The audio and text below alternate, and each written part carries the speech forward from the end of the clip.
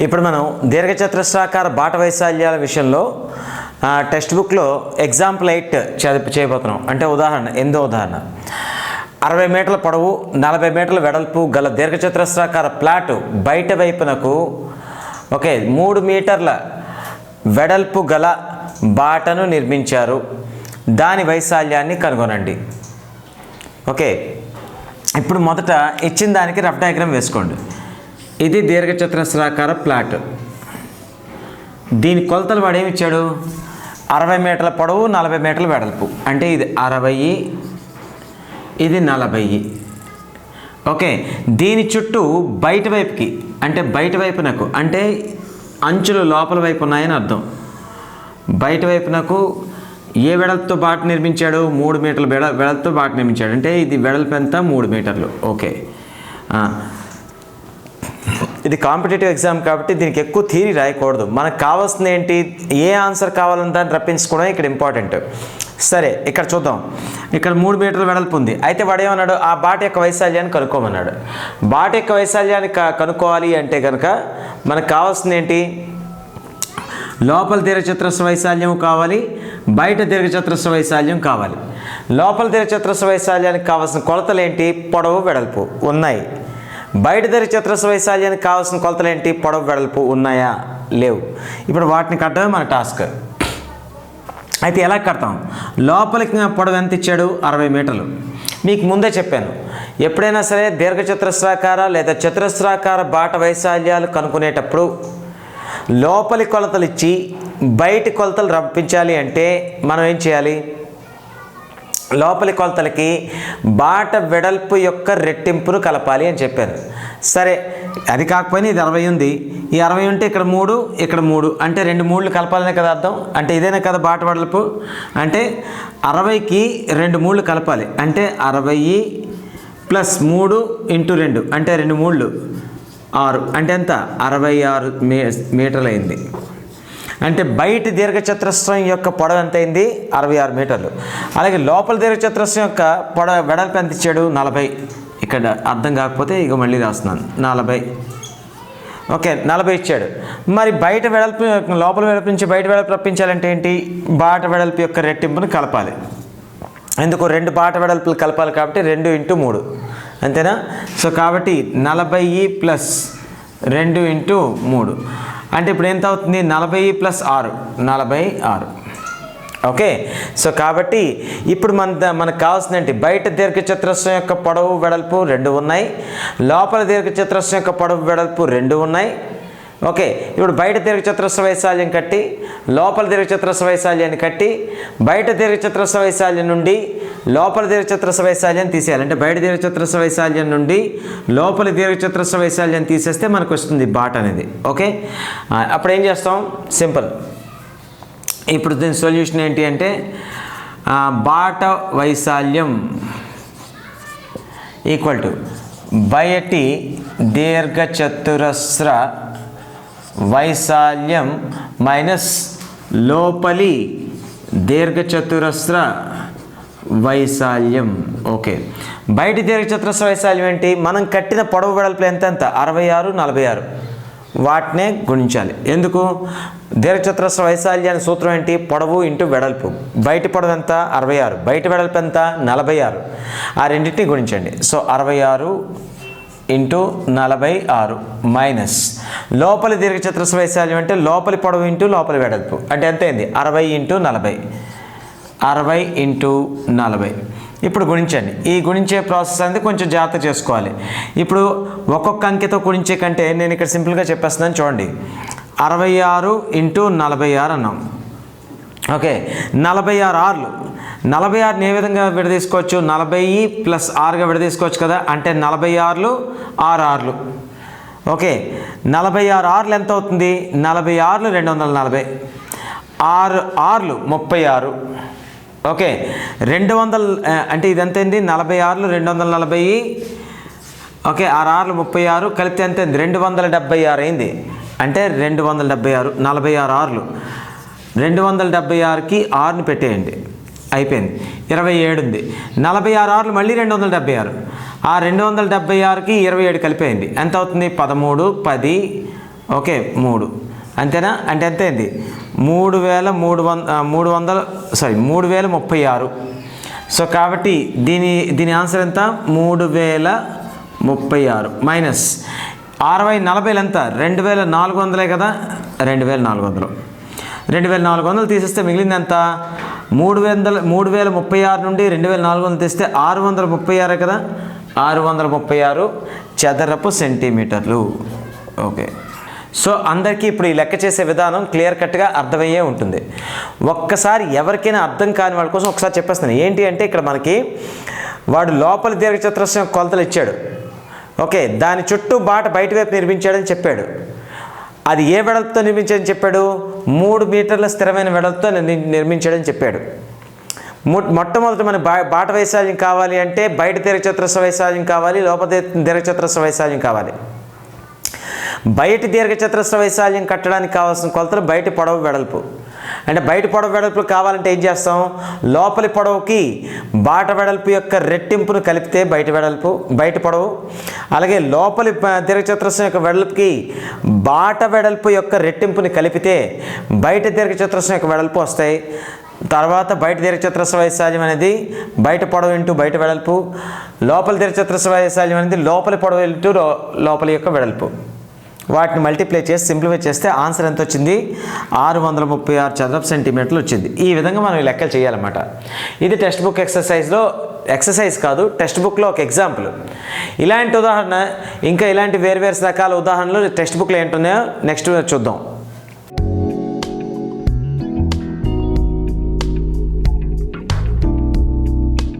ఇప్పుడు మనం దీర్ఘచతురస్రాకార బాటల్లో ఒక డిఫరెంట్ లెక్క, అది కూడా టెక్స్ట్ బుక్లోంచి వచ్చిన ఎగ్జాంపుల్ అంటే 9వ ఉదాహరణ చూద్దాం.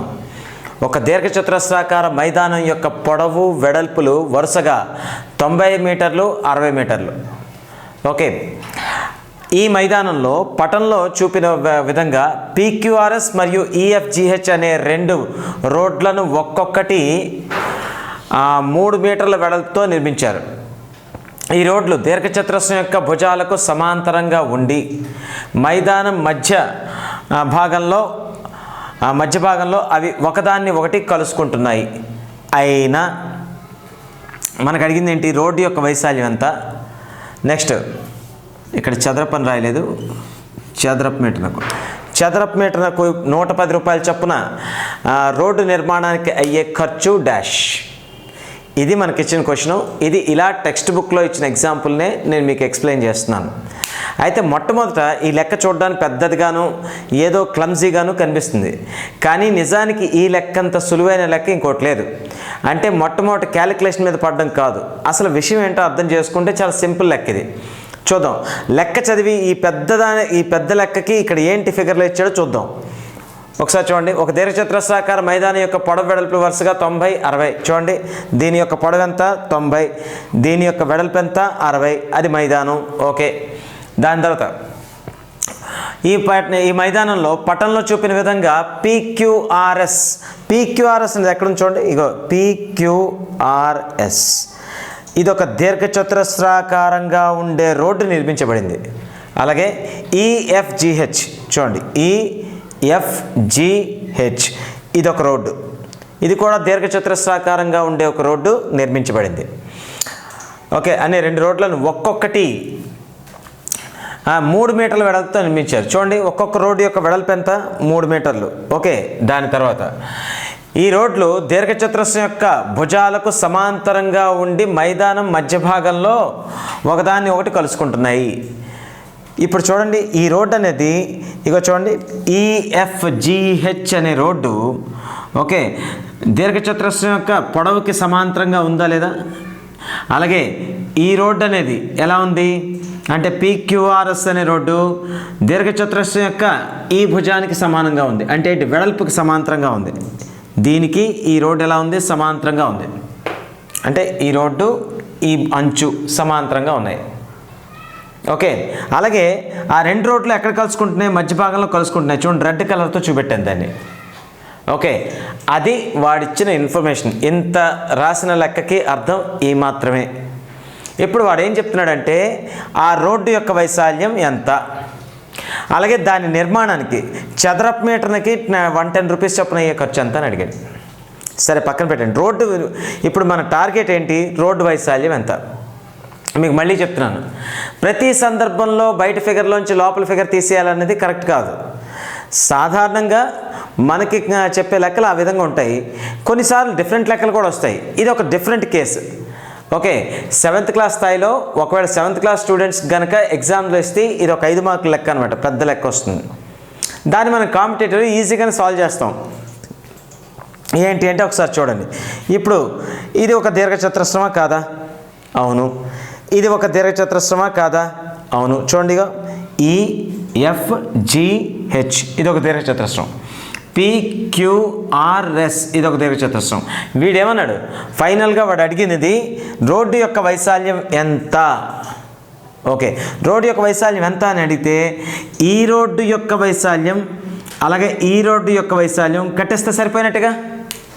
ఓకే, ఈ రోడ్డు యొక్క వైశాల్యం అంటే ఈ రోడ్డు తల షేప్ ఎలా ఉంది, ఇక చూడండి ఈ విధంగా ఉందా లేదా? అందరూ అవగాహన కలిగించుకుంటే సింపుల్. ఈ రోడ్డు షేప్ ఇలాగే ఉంది కదా, అంటే కొంచెం పొట్టిగా ఉంది, అంటే ఇదే మాదిరిగా ఉందా లేదా? ఇది ఉంది. అయితే ఈ రోడ్డు యొక్క పొడవు ఎంత? ఈ రోడ్డు యొక్క వైశాల్యం కావాలనుకోండి. ఈ రోడ్డు యొక్క వైశాల్యం కావాలంటే ఇదే ఆకారంలో ఉంది, దీర్ఘచతురస్రాకారంలో ఉంది. అంటే ఇవి కూడా దీర్ఘచతురస్రాకారంలోనే ఉన్నాయా లేదా? ఉన్నాయి. అంటే ఈ దీర్ఘచతురస్రాకారం యొక్క వైశాల్యం కావాలంటే కావాల్సిన కొలతలు ఏంటేంటి? పొడవు మరియు వెడల్పు. పొడవు, దీని యొక్క పొడవు ఏంటవుతుంది అంటే దీని యొక్క పొడవు ఎంత? ఈ పొడవు గది యొక్క పొడవుకి సమానం కదా. గది అంటే మైదానం యొక్క పొడవుకి సమానం కదా. ఇంకా చూడండి, ఈ పొడవన్నా ఈ పొడవన్నా అర్థం ఒకటేగా. అంటే ఇక్కడ 90 మీటర్లు అంటే మరి ఇది కూడా 90 మీటర్లనే కదా అర్థం. అంటే ఇది 90 మీటర్స్. ఓకే, అలాగే వాడే చెప్పాడు రోడ్డు యొక్క వెడల్పు ఎంత అనేది 3, అంటే ఇది 3. అంటే ఈ దీర్ఘచతురస్రాకారం యొక్క పొడవు వెడల్పులు ఎంత 90 మరియు 3. అలాగే నిలువుగా ఉండే రోడ్ని పక్కన గీసి చూపిస్తాను చూడండి. నిలువుగా ఉండే రోడ్ని పక్కనే మనం డ్రా చేస్తే ఇలా వస్తుంది, అవునా కదా? ఈ రోడ్డు ఇది కూడా ఏ ఆకారాన్ని కలిగి ఉంది? దీర్ఘచతురస్రాకారాన్ని కలిగి ఉంది. ఇప్పుడు దీని యొక్క వైశాల్యం కావాలి అంటే మనం ఏం చేయాలి? దీని యొక్క పొడవు వెడల్పులు కావాలి. దీని వెడల్పు ఆల్రెడీ మనకు తెలిసిందే, ఎంత? 3 మీటర్లు. ఓకే, ఇప్పుడు దీని పొడవు కావాలి. దీని పొడవు అంటే ఇదేగా. చూడండి, దీని పొడవు అంటే ఈ నిలువుగా ఉండే రోడ్డు పొడవు ఈ దీర్ఘచతురస్రాకార మైదానం యొక్క వెడల్పుకి సమానం అవుతుందా లేదా? అంటే ఈ పొడవు సమానమేగా. అసలు ఈ వెడల్పు ఎంత ఉంది చూడండి, ఈ వెడల్పు ఎంత ఉంది? 60 మీటర్లు ఉందా లేదా? అంటే ఆటోమేటిక్గా ఆ గది యొక్క వెడల్పు గది కాదు, మైదానం యొక్క వెడల్పు ఈ రోడ్డు యొక్క పొడవుకు సమానం అవుతుందా లేదా? అవుతుంది. అంటే ఎంత? 60 మీటర్లు. సో సగం మ్యాటర్ ఇక్కడ తేలిపోయింది. ఏమని? ఇక్కడ మనకి ఈ దీర్ఘచతురస్రాకార రోడ్డు యొక్క పొడవు వెడల్పులు మన దగ్గర ఉన్నాయి. ఈ దీర్ఘచతురస్రాకారం యొక్క రోడ్డు యొక్క పొడవు వెడల్పులు మన దగ్గర ఉన్నాయి 63. అంటే ఇప్పుడు ఈ రోడ్డు యొక్క వైశాల్యం కట్టేస్తే సరిపోయినట్టేనా లేదా? చూద్దాం సరిపోతుందో లేదో. మొట్టమొదట మనకి రోడ్ల తాలూకా చూడండి, ఆ రోడ్డు యొక్క మొత్తం వైశాల్యం ఎంత అని అడిగాడు. అంటే దాని అర్థం ఏంటి? ఈ రోడ్డు కలిపి మొత్తం రోడ్డు యొక్క వైశాల్యం అడిగాడు. అంటే దాని అర్థం ఏంటి? ఈ దీర్ఘచతురస్రాకార భాగం వైశాల్యం అలాగే ఈ దీర్ఘచతురస్రాకార భాగం వైశాల్యం మనకు కావాలి, అంతేనా కాదా? అంటే ఏమవుతుంది? ఈ దీర్ఘచతురస్రాకార రోడ్డు వైశాల్యం అంటే దీని పొడవు ఇంటూ దీని వెడల్పు. ఈ రోడ్డు వైశాల్యం అంటే దీని పొడవు ఇంటూ దీని వెడల్పు. ముందు చేయండి, తర్వాత మాట్లాడదాం. సో రోడ్డు యొక్క వైశాల్యం ఈక్వల్ టు దీని యొక్క వైశాల్యం ఎంత అని చెప్పాం? 90 × 60. ఇగో 90 × 3. 90 × 3 ప్లస్ దీని యొక్క వైశాల్యం ఎంత అని చెప్పాము? ఈ పొడవు 60, వెడల్పు 3, అంటే 63. 60 × 3 అంటే పొడవు ఇంటూ వెడల్పు, ఇది పొడవు ఇంటూ వెడల్పు. బాగానే ఉంది. ఇక్కడ చిన్న కాంట్రవర్సీ ఉంది. ఏంటి అంటే మొత్తం రోడ్డు యొక్క వైశాల్యం ఎంత అనగానే మనం నిలువుగా ఉండే రోడ్డు యొక్క వైశాల్యం, అడ్డంగా ఉండే రోడ్డు వైశాల్యం కట్టేసాం. ఒక్కొక్కటి దీర్ఘచతురస్రాకార రూపంలో ఉంది కాబట్టి కట్టేయడం జరిగింది. బాగానే ఉంది. కానీ ఇంకొక విషయాన్ని గమనించడం మర్చిపోయాం. ఏంటి అంటే ఇక్కడ సెంటర్ పార్ట్ ఉంది కదా, ఈ సెంటర్ పార్ట్ అనేది 2 రోడ్లు కలిసిపోయింది ఏరియా కదా. ఇందులో మనం ఏం చేసాం? ఇలా చూడండి, ఈ రోడ్డు వైశాల్యం కట్టేటప్పుడు ఇది మొత్తం కట్టేసాం. ఈ నిలువుగా ఉండే రోడ్డుకు వైశాల్యం కట్టేటప్పుడు మొత్తం కట్టేసాం. ఇక్కడ జాగ్రత్తగా అందరూ వినాలి. ఏంటి అంటే ఇక్కడ ఈ రోడ్డు వైశాల్యం కట్టినప్పుడు ఈ మొత్తం వచ్చేసింది. ఈ రోడ్డు వైశాల్యం కట్టినప్పుడు ఈ మొత్తం వచ్చేసింది. అయితే మధ్యలో భాగం అనేది ఈ రోడ్డు వైశాల్యం కట్టినప్పుడు వచ్చింది, ఈ రోడ్డు వైశాల్యం కట్టినప్పుడు కూడా వచ్చింది. అంటే ఎన్నిసార్లు వచ్చేసింది? 2 సార్లు రిపీట్ అయిందా లేదా? మళ్ళీ చెప్తున్నాను, ఈ రోడ్డు వైశాల్యం కట్టేటప్పుడు ఈ మధ్య భాగం కౌంట్ అయింది, అలాగే ఈ రోడ్డు వైశాల్యం కట్టేటప్పుడు కూడా ఈ మధ్య భాగం కౌంట్ అయింది. అంటే ఎన్నిసార్లు కౌంట్ అయింది? 2 సార్లు కదా కౌంట్ అయింది. 2 సార్లు కౌంట్ అవ్వచ్చా? ఎందుకు? మధ్యలో భాగం 2 సార్లు వస్తుందంటే ఒకదాని మీద ఒకటి కాదుగా. అంటే దాని అర్థం ఏంటి? ఇక్కడ వైశాల్యం మనం కట్టేటప్పుడు ఆ భాగం తొలగించలేదు కదా. ఈ మొత్తం భాగం కలిగించేటప్పుడు ఇక్కడ చూడండి, ఈ భాగం ఎలాగవుతుంది? ఇక్కడ ఈ భాగం ఇలా కౌంట్ అయింది, అలాగే ఇక్కడ కూడా ఈ భాగం ఇలా కౌంట్ అయింది. మరి ఈ భాగం ఎన్నిసార్లు కౌంట్ అయిపోయింది? 2 సార్లు కౌంట్ అయింది కదా. మరి 2 సార్లు కౌంట్ అయితే లెక్క తప్పు వచ్చినట్టుగా. అంచేత ఏం చేయాలి? 2 సార్లు కౌంట్ అవ్వాలా, ఒకేసారి కౌంట్ అవ్వాలా? ఒకేసారి కౌంట్ అవ్వాలి. ఒకేసారి కనుక లెక్కించబడాలి అంటే మనం ఏం చేయాలి? 2 సార్లు లెక్కించబడిపోయింది కాబట్టి ఒకసారి దాన్ని మైనస్ చేసేస్తే సరిపోతుంది. అవునా కదా? అంటే ఇక్కడ ఈ భాగం లెక్కించబడిపోయింది, ఇక్కడ ఈ భాగం లెక్కించబడిపోయింది. ఎందుకు? 2 దీర్ఘచతురస్ర వైశాల్యాలు మొత్తం మీద కట్టేసాం కాబట్టి 2 సార్లు లెక్కించబడింది కాబట్టి ఒకసారి దాన్ని ఏం చేస్తే సరిపోతుంది అంటే మైనస్ చేస్తే సరిపోతుంది. ఒకసారి మైనస్ చేస్తే ఇది ఒకసారి ఉంటుంది. అర్థం కదా? ఈ భాగం 2 సార్లు క్యాలిక్యులేట్ చేయకూడదు, ఒకేసారి చేయాలి. కాబట్టి ఈ భాగం యొక్క వైశాల్యం ఒకసారి మనం తీసివేస్తే సరిపోతుంది. తీసివేయాలి అంటే అసలు ఆ భాగం ఏ ఆకారంలో ఉందో తెలియాలి. చూడండి, ఏ ఆకారంలో ఉంది చూడండి. ఈ పొడవు ఎంత? 3. అంటే ఇక్కడ ఈ పొడవు ఎంత అయింది? 3. పొడవు అంటే అదే ఈ రోడ్డు యొక్క వెడల్పు. ఇది ఎంత? 3. మరి ఇది ఎంత? 3. మరి ఇది ఎంత? 3. అన్ని కోణాలు ఒక్కొక్కటి ఎంత ఉంటాయి? 90. అన్ని కోణాలు 90 90 చొప్పున సమానంగా ఉండి అన్ని భుజాలు సమానంగా ఉండే చతుర్భుజాన్ని ఏమని పిలుస్తాం? చతురస్రం అని పిలుస్తాం. అందుచేత ఆ మధ్య భాగం చతురస్రాన్ని సూచిస్తుంది. అంటే మధ్య భాగంలో చతురస్ర వైశాల్యం 2 సార్లు పునరావృతం కాబడింది. అంటే ఒకసారి మైనస్ చేస్తే సరిపోతుంది. అంటే ఇప్పుడు ఒకసారి మైనస్ చేయాలంటే ఆ మధ్య వైశాల్యం తీసేయాలని కదా అర్థం. మధ్య వైశాల్యం ఎంత? చతురస్ర వైశాల్యం. మధ్య ఆకారం ఏ ఆకారం? చతురస్రం. ఆ చతురస్రాకారం 2 సార్లు లెక్కించాం కాబట్టి దీనిలోని అంటే మనం ప్రత్యేకించి లెక్కించడం కాదు, ఈ దీర్ఘచతురస్రం కట్టేటప్పుడు అందులో ఉంది. అలాగే ఈ దీర్ఘచతురస్రం వైశాల్యం కట్టేటప్పుడు కూడా అందులో ఈ చతురస్రం కలిగి ఉంది. 2 సార్లు వచ్చేసింది, ఒకసారి మైనస్ చేస్తున్నాం కాబట్టి ఈ చతురస్ర వైశాల్యాన్ని ఒకసారి తీసేయాలి. చతురస్ర వైశాల్యానికి ఫార్ములా ఏంటి? భుజం ఇంటూ భుజం, అంటే భుజం స్క్వేర్.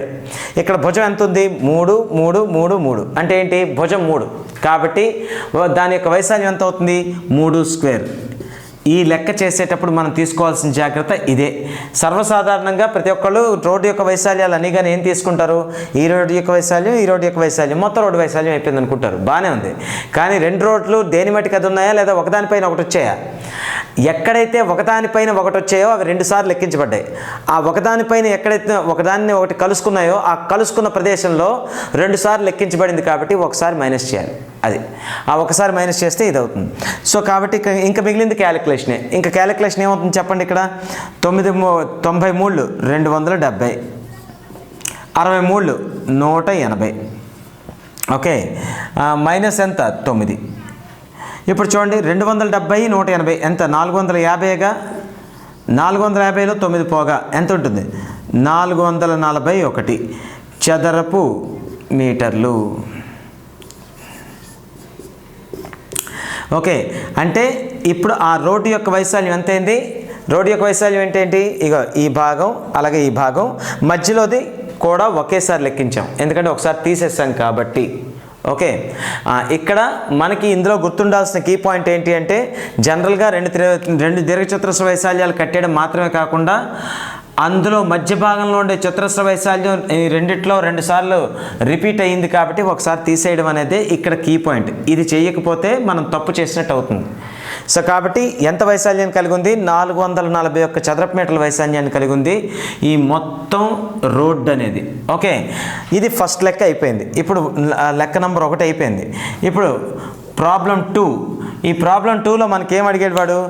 ఆ రోడ్డు నిర్మాణానికి 110 రూపాయలు చొప్పున, చదరపు మీటర్కి 110 రూపాయలు చొప్పున అయ్యే ఖర్చు ఎంత అని. సో రోడ్డు నిర్మాణానికి అయ్యే ఖర్చు, నిర్మాణ ఖర్చులు ఈక్వల్ ఎంత? రోడ్డు వైశాల్యం. నిర్మాణానికి ఖర్చు ఎలా కడతామండి? జనరల్గా చదరపు మీటర్కి అయ్యే ఖర్చుని రోడ్డు యొక్క వైశాల్యంతో గుణించావు కదా. ఏ ఆకారం అయితే ఆ ఆకారం యొక్క వైశాల్యంతో చదరపు మీటర్కి అయ్యే ఖర్చును గుణించాలి. సో రోడ్డు వైశాల్యం ఇంటూ చదరపు మీటర్ యొక్క ఖర్చు చదరపు మీటర్ ధర. రోడ్డు వైశాల్యం మనకి ఎంత కనుక్కున్నాం 441. ఓకే, ఇంటూ ఎంత 110. మీరు గుణించవచ్చు లేదా 11తో గుణకారం ఒక టెక్నిక్ ఉంది. సరే, ఇక్కడ టెక్నిక్లు అనవసరం, మామూలుగా చేసేయచ్చు.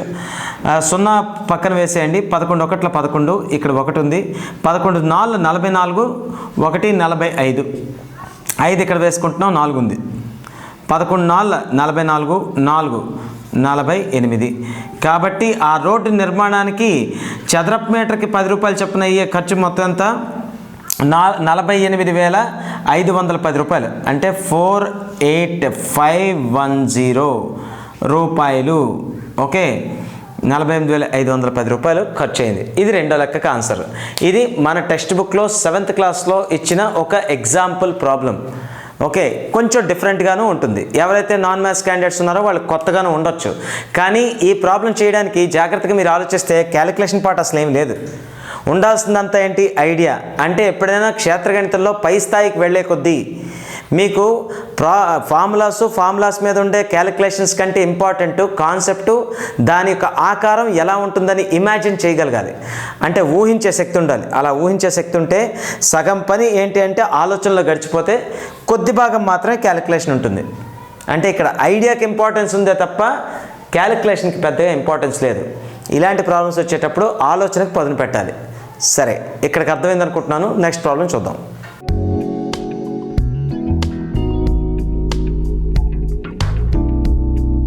ఇప్పుడు బాట వైశాల్యాలకు సంబంధించి టెక్స్ట్ బుక్లో ఇంకొక ఉదాహరణ, అంటే ఉదాహరణ 10 చూద్దాం. అదేంటనేది 100 మీటర్ల భుజం గల ఒక చతురస్ర మైదానం చుట్టూ బయట, ఈ బయట అనే మాటని గుర్తుపెట్టుకోండి. బయట 5 మీటర్ల వెడల్పు గల బాట గలదు. అయినా ఆ బాట వైశాల్యాన్ని కనుగొనుము. ఫస్ట్ బాట వైశాల్యాన్ని కట్టమన్నాడు. ఆ బాటను సిమెంట్తో నిర్మించుటకు 10 చదరపు మీటర్లకు అయ్యే ఖర్చు 250 రూపాయలు. అయినా మొత్తం బాటను నిర్మించుటకు అయ్యే ఖర్చు కనుగొనుము. అయితే ఇక్కడ మనకు వాడు ఇచ్చిన ఇన్ఫర్మేషన్ ఏంటి, వాడు అన్నది ఏంటంటే చతురస్రాకార మైదానం తాలూకా భుజం పొడవు ఎంత ఇచ్చాడంటే 100 మీటర్లు ఇచ్చాడు. అంటే ఇది చతురస్రాకార మైదానం. ఇక్కడ మీకు తెలియాల్సింది ఏంటి అంటే బాట అనేది లోపల పడిందా బయట వేసాడా అని తెలియాలి. అందుచేత వాడు స్పెసిఫై చేస్తాడు బాట బయట వేసారా లేదా లోపల వేసారా అనేది. ఇక్కడ బాట బయట వేశారని చెప్పాడంటే మైదానం లోపల ఉందని అర్థం. అంటే దాని చుట్టూ బాట వేశాడు బయట వైపు. అంటే ఇప్పుడు ఇది 100 మీటర్ల భుజం పొడవు కలిగిన చతురస్రాకార మైదానం. ఓకే, దాని చుట్టూ బయటి వైపునకు, అంటే దాని బయటకి 5 మీటర్ల వెడల్పుతో ఒక బాట నిర్మించాడు. అయితే ఆ బాట యొక్క వైశాల్యం మొదట బాట వైశాల్యం కావాలంటే మనకేంటి కావాలి, బాట వైశాల్యం ఎట్లా కనుక్కుంటాం, బయట చతురస్ర వైశాల్యం నుండి లోపల చతురస్ర వైశాల్యాన్ని తీసివేస్తే మనకు వచ్చేదే ఈ బాట వైశాల్యం. అంతేనా? ఈ బాట వైశాల్యం కావాలి అంటే మనకేంటి వస్తుంది, బయట చతురస్ర వైశాల్యం నుండి లోపల చతురస్ర వైశాల్యం తీస్తే ఈ బాట వస్తుంది మనకి. ఓకే, అంటే బయట చతురస్ర వైశాల్యం కావాలంటే బయట చతురస్ర భుజం కావాలి. వాడు ఇవ్వలేదు. మనం ఇంతకుముందు చెప్పుకుందే కదా, లోపలి కొలతల నుండి బయటి కొలతలను ఎలా రప్పించుకోవాలి, లోపలి కొలతకి బాట వెడల్పు యొక్క రెట్టింపును కలపాలి. ఎందుకు, ఇదొక బాట వెడల్పు, ఇదొక బాట, ఈ 2 వెడల్పులు కలిపితేనే కదా ఇది బయట పొడవు అవుతుంది. ఈ పొడవు దీనికి సమానం అవుతుంది. దీనికి 2 బాట వెడల్పులు కలిపితే ఇదే బయట పొడవు అవుతుంది. అంటే దాని మీనింగ్ ఏంటి, ఇప్పుడు ఇక్కడ 100 మీటర్లు ఉంది, బాట వెడల్పు ఎంత 5, అలాంటి ఎన్ని 5లు కలపాలి, 2 5లు. కాబట్టి బయట పొడవు ఎంత అవుతుంది, బయట భుజం పొడవు 100 + 2 5లు అంటే ఎంత, 2 5లు 10 కాబట్టి 110. ఓకే, 110 మీటర్లు సరిపోయింది. ఇప్పుడు బయట చతురస్ర భుజం ఉందా లేదా, ఉంది. లోపల చతురస్ర భుజం ఉందా లేదా, ఉంది. ఇప్పుడు మనం ఏం చేయొచ్చు, బాట వైశాల్యం కట్టేయచ్చు. సో మొట్టమొదటి లెక్క కట్టేయండి. బాట వైశాల్యం ఈక్వల్ టు ఏంటి, మనం బయట దీర్ఘచతురస్రమా చతురస్రం, అది చతురస్రం. సో కాబట్టి బయటి చతురస్ర వైశాల్యం మైనస్ లోపలి చతురస్ర వైశాల్యం. ఓకే, బయట చతురస్ర వైశాల్యం ఎంత అవుతుంది, బయట చతురస్ర వైశాల్యానికి ఫార్ములా ఏంటి, భుజం ఇంటూ భుజం అంటే భుజం స్క్వేర్. భుజం స్క్వేర్ అంటే ఎంత అవుతుంది, 110 హోల్ స్క్వేర్. అంతేనా, 110 హోల్ స్క్వేర్, ఇదే కదా బయట చతురస్రభుజం, మైనస్ లోపలి చతురస్రభుజం. సో లోపలి చతురస్రభుజం ఎంత 100 అంటే 100 స్క్వేర్. ఓకే, ఇప్పుడు చూడండి 110 స్క్వేర్, 110 స్క్వేర్ యొక్క విలువ ఎంత అవుతుంది చూడండి. 110 స్క్వేర్ అంటే ఇక్కడ నేను రాసి చూపిస్తాను. 110 ఇంటూ 110 కదా, 110 యొక్క వర్గం అంటే 2 సున్నాలు ఉన్నాయి కాబట్టి సున్నాలు వేసేసుకోండి. 11 స్క్వేర్ అంటే ఎంత 121గా, 121 అంటే ఎంత 12,100 అంతేనే కదా, ఇదంతా 12,100 మైనస్ 100 స్క్వేర్. 100 స్క్వేర్ అంటే అర్థం ఏంటి 100 ఇంటూ 100 అంటే ఒకటి పక్కన ఎన్ని సున్నాలు వచ్చేస్తాయి, 4 సున్నాలు వచ్చేస్తాయి అంటే 10,000. ఓకే, సో కాబట్టి మనకి ఇక్కడ ఏమైంది, ఇక్కడ మనకి బయట చతురస్ర వైశాల్యమేమో 12,100 అయితే లోపల చతురస్ర వైశాల్యం అనేది 10,000 అయింది చదరపు మీటర్లు. ఇప్పుడు వీటి యొక్క డిఫరెన్స్ ఎంత అవుతుంది, 12,100 నుంచి 10,000 తీసేస్తే 2,100 మిగులుతుందా లేదా, 2,100 చదరపు మీటర్లు. ఓకే, సో మన ఫస్ట్ ఆన్సర్ ఇదే. వాడు ఏమన్నాడు, బాట వైశాల్యాన్ని కనుగొనుము. ఆ బాట వైశాల్యం ఇంత అయిపోయింది. అయితే ఇంకొకటండి, ఈ బాట వైశాల్యం కట్టేటప్పుడు నేను మీకు ఇంతకుముందు కూడా చెప్పాను, ఇది 110 కాబట్టి ఈజీగా కట్టేశారు. 110 కాకుండా ఇంకేదైనా పెద్ద నెంబర్ ఇస్తే మీకు స్క్వేర్ చేయడం కొంత ఇబ్బంది పడుతుంది, లేదా దానికోసం క్యాలిక్యులేషన్ షార్ట్ కట్స్కి వెళ్ళడం ఇదంతా అనవసరం. కాబట్టి మళ్ళీ మరొకసారి గుర్తు చేస్తున్నాను, ఇది a² - b² రూపంలో ఉంది కాబట్టి a + b ఇంటూ a - bగా రాస్తే మీకు కొంచెం సింపుల్గా అయిపోతుంది. a అంటే ఎవరు 110, b అంటే ఎవరు 100, a + b into a - b అంతేనా. ఇక్కడ చూడండి మళ్ళీ రాస్తున్నాను, a² - b² ఈక్వల్ టు ఎంత అవుతుంది, a + b into a - b. ఇప్పుడు a అంటే ఎవరు 110, b అంటే ఎంత 100, a + b అంటే ఎంత 110 + 100 అంటే ఎంత 210 ఇంటూ 110 - 100. ఓకే, 110 - 100, 110 - 100 ఎంత అవుతుంది 10 అంటే 210 ఇంటూ 10 ఎంత 2,100. ఇలా కట్టేసుకోవడం కూడా బెటర్ నా ఉద్దేశం. అయితే ఇక్కడ ఫలానా విధంగా కట్టాలని నేనేం చెప్పట్లేదు. కారణం ఏంటి, కాస్త క్యాలిక్యులేషన్ మీద గ్రిప్ ఉన్న వాళ్ళు డైరెక్ట్ గుణించేసుకుంటారు, వాళ్ళకి చేక్స్కి సత్తా ఉంటుంది, చేసుకోవచ్చు. లేదు కొంచెం మాకు ఏదైనా ఈజీ అవుతుందా అంటే ఇలా కూడా మార్గం ఉందని చెప్తున్నాను. సో ఇలాగేంటి a² - b² రూపంలో ఉంది కాబట్టి దీన్ని a + b into a - b రూపంలో మారిస్తే a + b విలువ 110 + 100 210, a - b విలువ 110 - 100 10, a + b into a - b అంటే 210 ఇంటూ 10 అంటే 2,100 చదరపు మీటర్లు. సో కాబట్టి ఇలా కూడా కట్టొచ్చు. సో ఇక్కడికి మనకి ఏమైపోయింది అంటే ఫస్ట్ క్వశ్చన్ ఆన్సర్ అయిపోయింది. ఇంకా సెకండ్ క్వశ్చన్ ఆన్సర్ ఏంటి, వాడు ఏమన్నాడు 10 చదరపు మీటర్లకి 250 రూపాయలు చొప్పున ఖర్చు అవుతుందట. అయితే మొత్తం బాట మీద సిమెంట్తో బాట వేయడానికి అయ్యే మొత్తం ఖర్చు ఎంత అన్నాడు. ఇక్కడ జాగ్రత్తగా మీరు గమనించాల్సింది ఏంటంటే జనరల్గా ఏ తప్పు చేసేస్తారు ఇక్కడ అంటే బాట వైశాల్యం వచ్చేసింది. ఓకే, జనరల్గా చేసే తప్పు ఏంటో ముందు చెప్తున్నాను. బాట వైశాల్యం వచ్చేసింది 2,100 కాబట్టి వాడిచ్చిన కాస్ట్ ఎంత 250 ఇచ్చేసాడు కాబట్టి 250తో గుణించేస్తారు. ఇది తప్పు. ఎందుకు తప్పు, వాడిచ్చింది 1 చదరపు మీటర్ ధర కాదు, వాడిచ్చింది 10 చదరపు మీటర్లకి ధర ఇచ్చాడు. మనం 10 చదరపు మీటర్లకి ధరతో గుణించాలా లేదా 1 చదరపు మీటర్ యొక్క ధరతో గుణించాలా, 1 చదరపు మీటర్ ధరతో గుణించాలి. కొంచెం అక్కడే మీకు లెక్క ఇబ్బంది పెడుతుంది. మీరు 250తో గుణించేస్తే దానికి తగిన ఆన్సర్ కూడా వాడు ఇస్తాడు, అక్కడ మీరు కన్ఫ్యూజ్ అయ్యి తప్పు పెడతారు. సో కాబట్టి జాగ్రత్తగా చూసుకోండి, అలాంటి మిస్లైడ్ అవ్వకూడదు. సో రెండో క్వశ్చన్కి ఆన్సర్ కావాలంటే మొట్టమొదట 10 చదరపు మీటర్లకి అయ్యే ఖర్చు, 10 చదరపు మీటర్లకి అయ్యే ఖర్చు ఎంత 250 రూపాయలు. అప్పుడు 1 చదరపు మీటర్కి అయ్యే ఖర్చు ఎంతో ముందు కనుక్కోవాలి. 1 చదరపు మీటర్కి అయ్యే ఖర్చు ఈక్వల్ టు 10 చదరపు మీటర్లకి 250 అయితే 1 చదరపు మీటర్కి ఎంత 25 రూపాయలైనా, ఒకవేళ అలా లేకపోయినా 10తో భాగించాలి, కట్ చేస్తే ఎంత 25 రూపాయలు. ఇప్పుడు మనం చేసుకోవడం వీలు పడుతుంది. అంటే 10 చదరపు మీటర్లకి అయ్యే ధర 250 అయితే 1 చదరపు మీటర్కి అయ్యే ధర ఎంత అవుతుంది 250ని 10తో భాగిస్తే 25. అంటే 10 ఎన్నిసార్లు పోతుంది 25 సార్లు పోతుంది కాబట్టి 25.